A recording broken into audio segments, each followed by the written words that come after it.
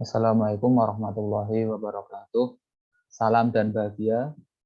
Perkenalkan, saya Nur Yusuf Angga Pratama dengan nomor induk mahasiswa 2019 015 033. Saya di sini akan menyampaikan materi tentang alasan rasional munculnya pembelajaran tematik. Baik, mulai.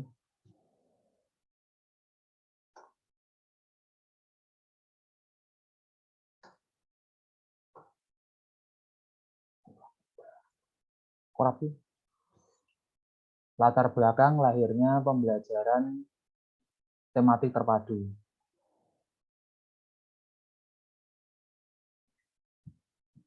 Menurut Bell, dalam buku Abdul Majid 2014 halaman 84, pembelajaran terpadu berawal dari pengembangan skema-skema pengetahuan yang ada di dalam diri siswa. Hal tersebut merupakan salah satu pengembangan filsafat konstruktivisme. Salah satu pandangan tentang proses konstruktivisme dalam pembelajaran adalah bahwa dalam proses belajar atau perolehan pengetahuan diawali dengan terjadinya konflik kognitif. Ini hanya dapat diatasi melalui pengetahuan diri atau self-regulation. Pada akhir proses belajar, pengetahuan akan dibangun sendiri oleh anak melalui pengalamannya dari hasil interaksi dengan lingkungannya. Pada dasarnya, pembelajaran terpadu dikembangkan untuk menciptakan pembelajaran yang di dalamnya siswa sendiri aktif secara mental, membangun pengetahuannya yang dilandasi oleh struktur kognitif yang telah dimilikinya. Pendidik lebih berperan sebagai fasilitator dan moderator pembelajaran. Penekanan tentang belajar dan mengajar lebih berfokus pada suksesnya siswa mengorganisasi pengalaman mereka, bukan ketepatan siswa dalam melakukan replikasi atau apa yang dilakukan pendidik. Pembelajaran terpadu sebagai suatu konsep dapat dilakukan sebagai pendekatan belajar mengajar yang melibatkan beberapa bidang studi untuk memberikan pengalaman yang bermakna kepada anak. Dikatakan bermakna karena dalam pembelajaran terpadu, anak akan memahami konsep-konsep yang mereka pelajari itu melalui pengalaman langsung dan menghubungkannya dengan konsep lain yang sudah mereka pahami.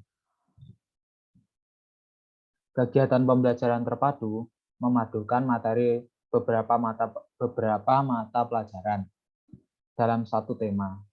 Dengan demikian, paling tidak pelaksanaan belajar mengajar dengan cara ini dapat dilakukan dengan dua cara.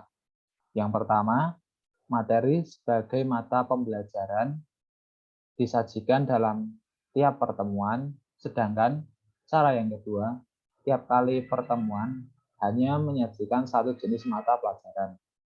Pada cara kedua ini, keterpaduannya diikat dengan satu tema pemersatu. Sedangkan menurut Ahmad dan Amri 2014 halaman 75 sampai dengan 76, dalam rencana penerapan kurikulum 2013 disajikan model pembelajaran tematik integratif. Ini mungkin yang berbeda dengan kurikulum sebelumnya. Dengan pola tematik integratif ini, buku-buku siswa SD tidak lagi dibuat berdasarkan mata pelajaran, namun berdasarkan tema yang merupakan gabungan dari beberapa mata pelajaran yang relevan dengan kompetensi di SD. Kita ambil contoh, dalam pembelajaran kelas 1 SD ada 8 tematik, yakni diriku, kedua kegemaranku, ketiga kegiatanku, keempat keluargaku, 5. Pengalamanku. 6. Lingkungan bersih, sehat, dan asri. 7. Benda, binatang, dan tanaman di sekitarku. Serta ke-8. Peristiwa alam. Ditambah lagi dengan pendidikan agama dan budi pekerti.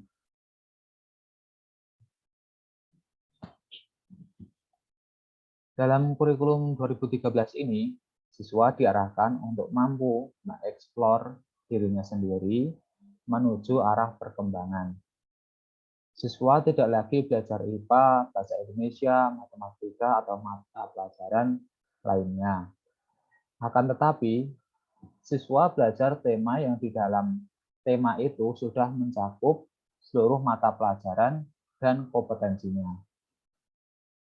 Dengan kata lain, tidak ada pemisah antara mata pelajaran,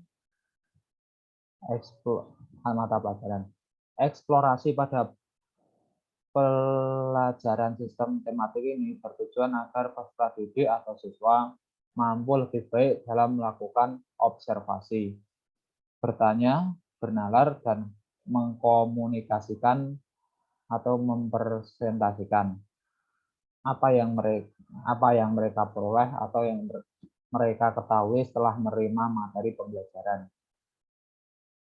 Lantas, untuk membantu hal tersebut, objek yang menjadi pembelajaran dalam penataan dan penyempurnaan kurikulum 2013 menekankan pada fenomena alam, sosial, seni, dan budaya. Dan di sini saya akan menerangkan rasional pembelajaran tematik terpadu, alasan rasional adanya pembelajaran tematik terpadu tersebut. Menurut Abdul Majid 2014 halaman 95, menyatakan bahwa pada dasarnya bagi siswa keterpaduan pemahaman selalu berlangsung baik secara vertikal maupun secara horizontal. Keterpaduan yang bersifat vertikal berlangsung mulai materi pembelajaran kelas 1 sampai dengan kelas 6. Dan bahkan keterpaduan pemahaman berlangsung mulai TK sampai jenjang pendidikan yang lebih tinggi, seperti sekolah lanjut, pemahaman pada topik atau konsep kelas 2, dan begitu seterusnya. Dengan demikian, pemahaman konsep selalu bersinergi melalui keterpaduan pemahaman.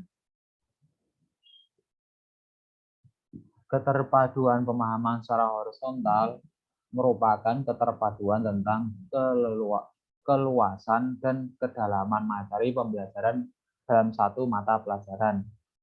Ketika mata pelajaran disajikan guru dan dipahami siswa secara terpisah, diharapkan supaya dampak keterpaduan pemahaman kumulatif ini akan berkembang menjadi dasar pemahaman topik atau konsep yang terkait pada masa mendatang.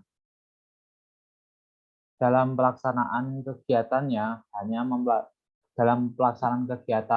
pembelajaran tersebut, hanya mempelajari materi yang berhubungan dengan materi pembelajaran itu, sesuai dengan tahapan perkembangan anak yang masih melihat segala sesuatu sebagai suatu keutuhan atau berpikir holistik.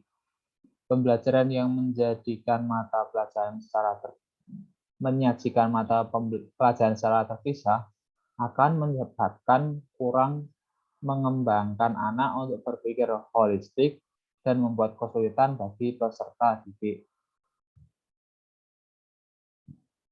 Jadi, dengan adanya pemanduan itu, siswa akan memperoleh pengetahuan dan keterampilan secara utuh sehingga pembelajaran menjadi bermakna bagi siswa. Bermakna di sini dapat diartikan memberikan makna bahwa pada pembelajaran terpadu, siswa akan dapat memahami konsep-konsep yang mereka pelajari melalui pengalaman langsung dan nyata yang menghubungkan antara konsep dalam intra mata pelajaran maupun mata pelajaran. Terima kasih. Bila ada kurang dan lebihnya dalam saya bertutur kata dan yang tidak saya sengaja, kesalahan yang saya sengaja, mohon maaf. Wassalamualaikum warahmatullahi wabarakatuh.